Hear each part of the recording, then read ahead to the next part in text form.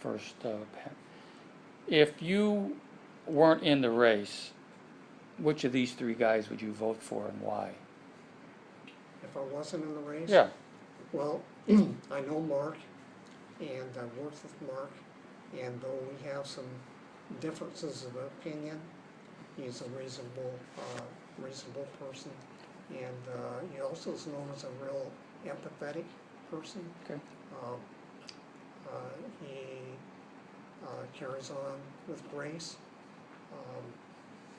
Okay. You know, and I've run against him in the past. Okay. Your turn, Marc. Probably Roman.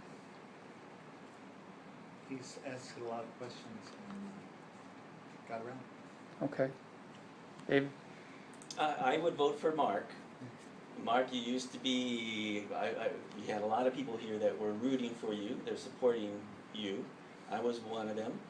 There are a lot of people. I think there may be still, that somehow you can,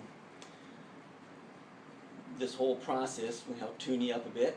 It always does. But I like the, again, it's competition will make you better. Would you consider him a jewel? We are all jewels. Okay. Thanks. Roman? That's certainly a tough question. I mean, I think that if I wasn't in the race, I don't know who candidate X might be. But what I will say is, I appreciate the service that Marc has done for the county over the years. But I'd want to see what my options were. I think. Well, I mean, hey, I like to say this on occasion. Yeah, not only are these your options, but if somebody put a gun to your head and say, hey, you got to pick, none of this wishy-washy stuff, what do you do? Well, it's a simple question, and Yeah. the other three had no difficulty answering. Don't let me down here, And buddy. you've got three Yeah. answers. yeah. I'd probably vote for Pat.